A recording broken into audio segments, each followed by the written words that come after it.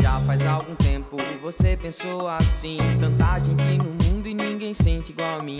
Tombou na realidade, a verdade encontrou. Sua humanidade tava em todo, só você que não notou.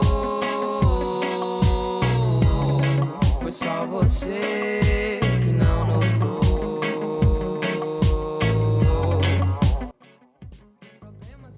Bom, galera, então é isso aí, né? Vamos dar continuidade à nossa aula sobre as diferenças sociais e culturais. E só para retomar um pouco o que nós vimos na aula passada, nós vimos, por exemplo, que ser diferente é algo absolutamente normal. Não foi isso? Nós vimos, por exemplo, que desigualdade e diferença não são sinônimos. Não é isso? Nós vimos que as desigualdades sociais elas são definidas a partir das condições sociais e econômicas de determinados grupos, não foi? E já as diferenças social e cultural significa que os indivíduos ou grupos são apenas diferentes e não superiores ou inferiores em relação uns aos outros, né? Que características como a etnia, o gênero, a orientação sexual e a religiosidade não significam superioridade ou inferioridade de uns sobre os outros, ok? Nós vimos, por exemplo, o significado do termo etnocentrismo, né?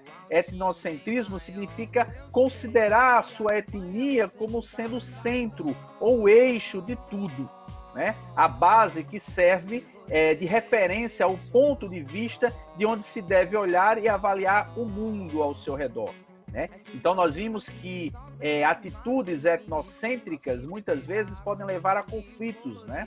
Nós vimos que quando duas culturas se encontram e essas culturas têm visões etnocêntricas, pontos de vista etnocêntricos, pode haver o que a gente chama de choque de cultura, né? Esse choque de cultura ele pode se dar de forma sutil, de forma bastante simples, como um simples estranhamento ou enxergar a cultura do outro apenas como exótica, né? Ou ela pode se dar através de embates mais violentos, né? Como o que nós vimos recentemente na França, né? Entre alguns adeptos mais radicais do Islã, né? E a cultura francesa de liberdade de expressão, né? Onde alguns radicais levados pelo extremismo acabaram assassinando um professor recentemente e há alguns anos, né? Cometendo atos de terrorismo a um jornal humorístico, não foi isso? Nós vimos, por exemplo, como o etnocentrismo se deu na nossa formação nacional, né? Quando os colonialistas europeus aqui chegaram, né? A forma como eles viram o diferente, né? Como eles enxergavam os índios que aqui já habitavam, né? Ou como eram tratados os escravos que eram trazidos para cá, os africanos, né? Essa forma de ver o mundo é o que nós chamamos de etnocentrismo. Hoje, nós dando continuidade a essa questão das diferenças sociais e culturais, nós vamos entender o outro lado, né? Vamos tentar entender o que era a interculturalidade, né? A interculturalidade é a ideia que tem por base o reconhecimento do direito à diferença e a luta contra todas as formas de discriminação e de desigualdade social. Ok? Então vamos lá, vamos tentar entender melhor essa questão da interculturalidade. Bom, segundo a pedagoga americana Catherine Walsh, interculturalidade é um processo dinâmico e permanente de relação, comunicação e aprendizagem entre culturas em condições de respeito, legitimidade mútua, simetria e igualdade, ok? Grosso modo, né, a interculturalidade é o oposto à etnocentricidade, à atitude etnocêntrica, né? É a atitude de você compreender e respeitar a cultura do outro, ok?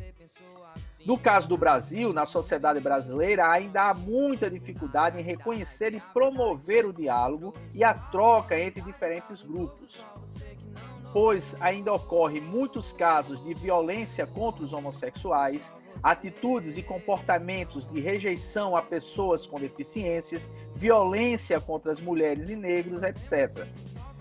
Mas o que diferencia o ser humano dos outros seres é a sua capacidade de dar respostas aos diversos desafios que a realidade impõe. E é na relação entre homens e mulheres, e destes e destas com o mundo, que uma nova realidade se constrói. Essa constante construção chamamos cultura. Por isso, as diferenças sociais e culturais, que são os aspectos mais humanos que existem entre as pessoas e as sociedades, podem se expressar através do etnocentrismo ou das relações interculturais. Resta saber qual dessas atitudes é a que nós vamos querer, ok? Portanto, ser diferente é normal. E para caminharmos para o final, nós trouxemos aqui essa reflexão do sociólogo português Boaventura de Souza Santos, onde ele diz o seguinte: temos o direito a ser iguais sempre que a diferença nos inferioriza. E temos o direito de ser diferentes sempre que a igualdade nos descaracteriza. Portanto, galera, é isso aí. Vamos caminhando para o final. O que é bom deixar bem claro aqui sobre essa questão das diferenças sociais e culturais é que nós é que decidimos que tipo de atitude nós vamos ter.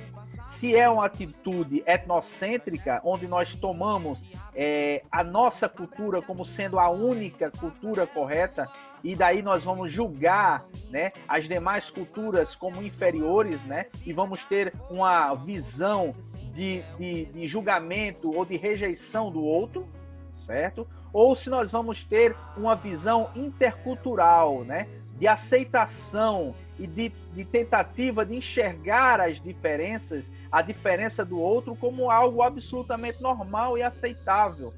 Algo que pode ser não só aceito, mas que pode levar a uma convivência pacífica entre os diferentes, né? Com respeito, com um tratamento igual, com dignidade, né?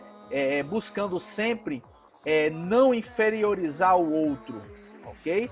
Essa é a grande característica dessa visão intercultural, ok? Ao contrário da visão etnocêntrica, beleza? Então, nós vamos ficando por aqui, ok? E saravá!